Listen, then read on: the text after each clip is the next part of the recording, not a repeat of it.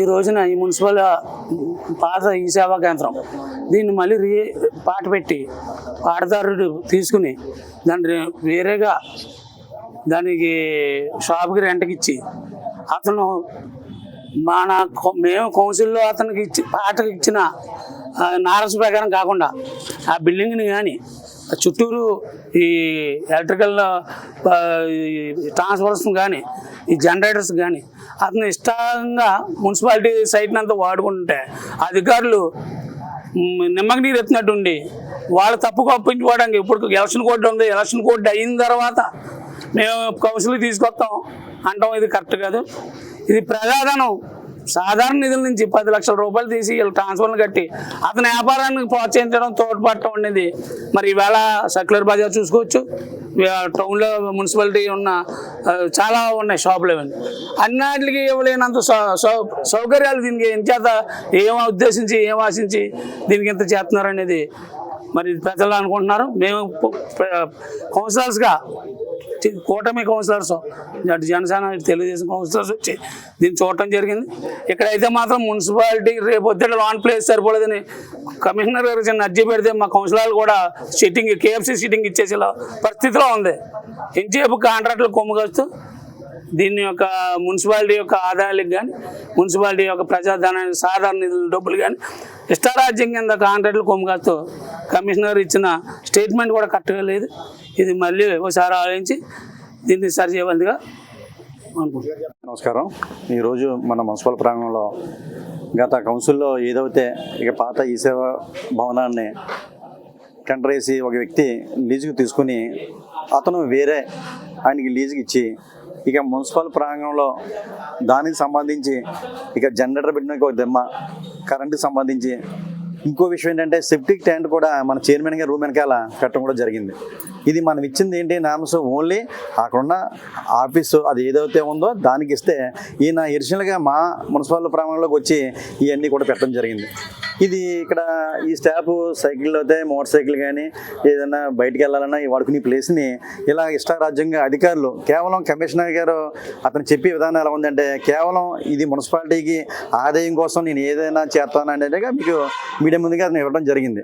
మనం ఇచ్చింది ఏంటి అక్కడ ఓన్లీ ఆ ఈ సేవా భవనాన్ని ఇచ్చాం. అది దానికి వెనక్కి వచ్చి ఇష్టారాజ్యంగా నార్మ్స్ మార్చి చేయటం చట్ట విజయనారం. దీనికి ఒక ట్యాంక్ కూడా దీన్ని కట్టడం జరిగింది. అంటే ఆదాయం కోసం ఏదైనా చేస్తారా ఈ కమిషనర్ గారు అధికారులు?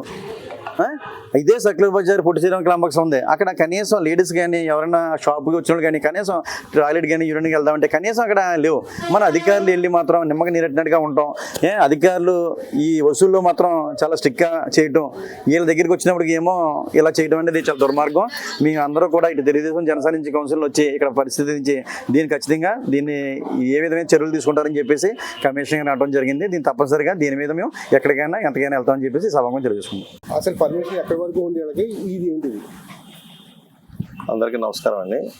మున్సిపల్ ఆఫీసు పక్కన ఉన్నటువంటి ఖాళీ చేసినటువంటి మీ సేవా బిల్డింగ్లో గతంలో వేరే వ్యాపారస్తులు వ్యాపారం చేయడం జరిగింది.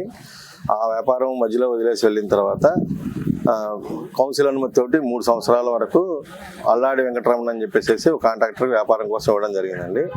నెలకి 80,000 రూపాయలు అద్దె కోసం అని చెప్పేసి ఎగ్జిస్టింగ్ 3 ఫేజ్ మీటర్ మాత్రమే ఉంది. ఆయన చేయబోయేటువంటి వ్యాపారం ఏదైతే KFC ఫుడ్స్కి సంబంధించింది ఏదైతే ఉందో దానికి వాళ్ళు పెట్టేటువంటి మిషనరీ కానీ ఏసీలకు కానీ 75 kV ట్రాన్స్ఫార్మర్ అవసరమైంది. అవసరమైనప్పుడు ఆ కాంట్రాక్టర్ గారు తెలియజేయడం జరిగింది. దీనికి సంబంధించి ఆ ట్రాన్స్ఫార్మర్ ఏదైతే ఉందో ఆ కరెంట్ ఫెసిలిటీ మీకే ఉండిపోద్ది కాబట్టి మనల్ని కట్టమని మనం రిక్వెస్ట్ చేయడం జరిగింది. కానీ మీ వ్యాపారం కోసం మేము చేస్తున్నాం కాబట్టి ఆ డబ్బులని మీరు చెల్లించే అద్దెతోటి ఇన్స్టాల్మెంట్ రూపంలో అయినా సరే ఒకేసారి అయినా సరే చెల్లించాల్సి వస్తుంటే ఆయన కూడా దానికి బిల్లింగ్ తెలిపారు. అప్పుడు మాత్రమే ట్రాన్స్ఫార్మర్కి మనం ఏదైతే లెటర్ బిల్లింగ్ ఇవ్వడం జరిగింది. దానికి అవసరమైన 75 kV ట్రాన్స్ఫార్మర్కి. అదేవిధంగా మన మున్సిపల్ ఆఫీస్ పక్కన కట్టేటువంటి బిల్డింగ్ కూడాను ఆ లోడ్ డిస్ట్రిబ్యూట్ చేసేటువంటి అవకాశం ఉంటుంది కాబట్టి అది కూడా మన బిల్డింగ్ త్వరలో మరి షార్ట్ అయ్యేటువంటి అవకాశం ఉంటుంది కాబట్టి ఆ ప్రాపర్టీ అనేది మున్సిపల్ ట్రాన్స్ఫార్మర్గా ఉండిపోతుంది కాబట్టి ఆ ఉద్దేశంతో మన అంగీకారం లెటర్ ఇవ్వడం జరిగింది. దానికోసం చైర్పర్సన్ రీఇన్వెస్టిగేషన్ ఆర్డర్ తీసుకోవడం కూడా జరిగింది. తీసుకున్న తర్వాత దానికి సంబంధించినటువంటి బోర్డులు కానీ అవన్నీ కూడాను మున్సిపల్ ఆఫీస్ ప్రిమిసెస్లో ఆ ట్రాన్స్ఫార్మర్కి సంబంధించినటువంటి దిమ్మె కూడా ఇన్స్టాల్ చేయడం జరిగింది.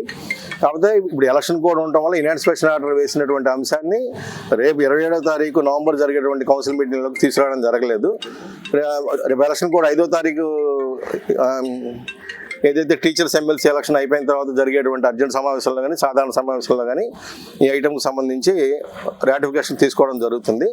ఆ ఐటమ్ మనం పెట్టినప్పుడు ఈ విధంగా కాంట్రాక్టర్ గారు ఇచ్చినటువంటి లెటర్ ఏదైతే ఉందో ఆ ట్రాన్స్ఫార్మర్ అయినటువంటి ఖర్చులకి ఇన్స్టాల్మెంట్ కౌన్సిల్ ఫిక్సప్ చేసిన విధంగా ఇన్స్టాల్మెంట్ రూపంలో అద్దెతో పాటు ఆ కాంట్రాక్టర్ దగ్గర వసూలు చేయడం జరుగుతుంది. అదేవిధంగా ఈ జనరేటర్కి సంబంధించి ఆ షెడ్కి పర్మిషన్ ఇచ్చిన దాని మీద నేను చెప్పేటువంటి వివరణ ఏంటంటే దానికి సంబంధించి బిల్డింగ్ పైన ఏదైతే మనం మీసేవ బిల్డింగ్ దానికి అద్దెకిచ్చున్నామో దానిపైన ఒక దిమ్మ కట్టి ఒక షెడ్ కూడా దానికోసం ట్రాన్స్ఫార్మర్ ఏదైతే జనరేటర్ ఇన్స్టాల్ చేయడం కోసం ఆ షెడ్ వేయడం జరిగింది. కాదే బిల్డింగ్ దాదాపు 20 సంవత్సరాల వయసు ముందు కట్టడం వల్ల ఆ జనరేటర్ రన్ అయినప్పుడు ఆ జనరేటర్ యొక్క ఆ సౌండ్కి వైబ్రేషన్ వచ్చి బిల్డింగ్ స్లాబ్ దెబ్బతినేటువంటి అవకాశం ఉందని చెప్పేసి ఎక్స్పర్ట్స్ వాళ్ళు చెప్పడం వల్ల తాత్కాలికంగా మనం ఏదైతే మున్సిపల్ ఆఫీస్ పార్కింగ్ ఉన్నటువంటి ఏదైతే రేకుల షెడ్లు పెట్టుకోవడం జరిగింది దానికి మేమే పర్మిషన్ ఇచ్చాము. అదేవిధంగా ఈ వెనకాల ఉన్నటువంటి ఏదైతే బోర్డ్స్ పెట్టారో ఈ బోర్డ్స్ పెట్టినటువంటి స్లాబ్ స్ట్రాంగ్గానే ఉందని తెలిసింది. త్వరలోనే కొద్ది రోజుల్లో ఆ పైకి మార్చుకుంటానని చెప్పి కూడా కాంట్రాక్ట్ హామీ ఇవ్వడం జరిగిందండి. కాబట్టి ఇప్పుడు మాత్రం టెంపరీగా మన మున్సిపల్ ఆఫీస్ పార్కింగ్ దాంట్లో ఉన్నమాట వాస్తవం.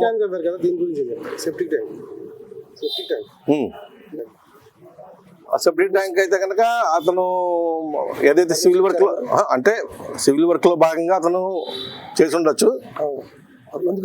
మున్సిపల్ స్థలం అని కాదండి, అంటే దీనికి సంబంధించి మున్సిపాలిటీ అఫీషియల్గా పర్మిషన్ అయితే ఇచ్చి ఉండలేదండి.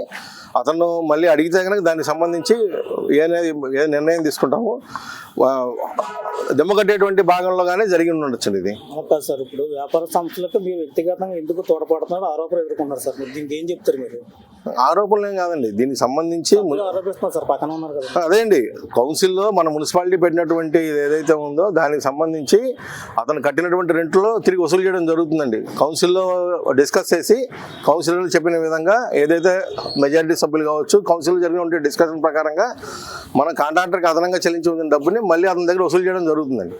జరుగుతుంది సార్, ఇంటర్నల్ స్పేస్లో రిస్క్ అని చెప్తున్నారు కదా సార్, ఈ ట్రాన్స్ఫార్మర్ కానీ ఇక్కడ ట్రాన్స్ఫార్మర్ పెడుతుందని రిస్క్ లేని విధంగానే ట్రాన్స్ఫార్మర్ ఇన్స్టాల్ చేయడం జరుగుతుందండి. రిస్క్ ఉన్న విధంగా వాళ్ళు ఎవరు చేయరు, ఎందుకంటే ఇలాంటి ఎన్నో అపార్ట్మెంట్లు ఉంటే ఎన్నో అపార్ట్మెంట్ కొన్ని ముందు భాగాల్లో కానీ పక్క భాగాల్లో కానీ వెనక భాగాల్లో కానీ పెట్టుండొచ్చు. రిస్క్ లేకుండానే వాళ్ళు దీనికి సంబంధించి ఇన్స్టాల్ చేయడం జరుగుతుంది. దానికి అవసరమైతే కానీ ఫెన్సింగ్ కూడా ఏర్పాటు చేయడం జరుగుతుందండి. ఈరోజు అమలాపూర్ పురపాలక సంఘంలో బాధ్యతారకంగా ప్రవర్తించిన అధికారులు, ఎవరో కాంట్రాక్ట్ని కొమ్ము వేయడానికి సిద్ధమైన అధికారులు, ఇది కరెక్ట్ అయిన నిర్ణయం కాదు. ఒకటి సెప్టిక్ ట్యాంకు పెడతాం, పైనేమో ట్రాన్స్ఫర్లో పెడతాం, ఈ ట్రాన్స్ఫర్లకి ఎలక్ట్రికల్గా కూడా బయట పెడతాం అనేది కూడా చాలా ప్రమాదకరం. ఇది ఇచ్చేదంటే ఇలా బొళ్ళు తిరుగుతుండే యూరిన్కి వెళ్తుంటారు, ఏం జరిగినా కూడా అది ప్రమాదం కనుక ఏదని ఇది మాత్రం ఇన్లీగల్గా చేశారని చెప్తున్నాం.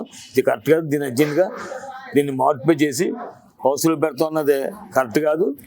అర్జెంటుగా మీ యొక్క అధికారిని ఉపయోగించి కమిషనర్గా మేము కోరిదని మీ అధికారిని ఉపయోగించి దీన్ని తక్షణ నిలుప చేయమని కోరుతున్నాం.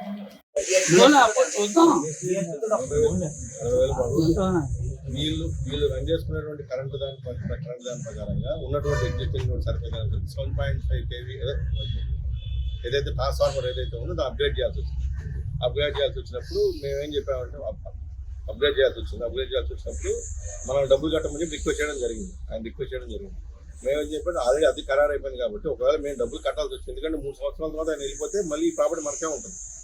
ఏదైతే ఉందో మనం కట్టేటువంటి ట్రాన్స్ఫార్మర్ ఏదైతే ఉందో మళ్ళీ మనకి నెక్స్ట్ వచ్చే అద్దెకిచ్చుకునే వాళ్ళకి పనిచేస్తుంది.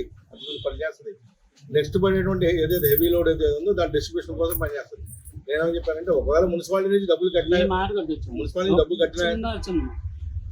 ఇప్పుడు పెట్టి బిజినెస్ 3 సంవత్సరాలు ఖాళీ చేసే బిజినెస్ అండి, అది ఎన్నాళ్ళకి అగ్రిమెంట్ రాశారండి దానికి అడగండి, అది తీసుకొని చాలా పోయిన తర్వాత మనకి ఇది ఇక్కడ ఉంటుంది ఇది మనకి మిగిలిపోతే మీరు ఇలా చెప్పదు. ఎన్నాళ్ళకి ఇచ్చారు దాని అగ్రిమెంట్ మీరు దాన్ని ఎలాగ ఖరారు చేస్తారు? మనం ఇచ్చిన అగ్రిమెంట్ కి సప్లై ఇవ్వచ్చా? సప్లై ఎన్నాళ్ళకి ఇచ్చాడు? మనకి 3 సంవత్సరాలు అతను సప్లై ఎన్నాళ్ళకి ఇచ్చుకున్నాడు. మరి మనకి అది కావాలి. అది ఇంత స్టాండర్డ్ అయితే ఇంత చేస్తున్నాడు ఎన్నాళ్ళకి ఇచ్చాడు? మీరు అప్పుడు ఏం చేస్తారో 33% పెంచాం, 47% పెంచాం, ఎక్స్టెండ్ చేస్తూ ఉంటారు. ఆక్షన్ అది మీరు అది ఇతను చేసుకుంటాం కదా, సప్లై కాలేకపోవచ్చా? చేసుకున్నట్టే ఉంటుంది. అందులో is one of the partnership అయితే కనుక మనకి ఎటువంటి అభ్యంతరం ఉండదు. కాకపోతే ఏంటంటే ఉన్నటువంటి ఎగ్జిస్టింగ్ కరెంట్ లోడ్ సరిపోదు కాబట్టి అదనపు లోడ్ కోసం అని చెప్పేసి ట్రాన్స్పోర్ట్ డిపార్ట్మెంట్ వాళ్ళు డబ్బులు కట్టమంటం జరిగింది. జరిగితే ఏం చెప్పామంటే మళ్ళీ మీరు ఈ ట్రాన్స్ఫార్మర్కి అదనంగా కట్టినటువంటి డబ్బులు రెండుకి అదనంగా కట్టాల్సి వచ్చిందని చెప్తే ఆయన అంగీకరించారు. దాని ప్రకారంగా మనం కరెంట్ డిపార్ట్మెంట్ వాళ్ళు క్లియరెన్స్ ఇవ్వడం జరిగింది.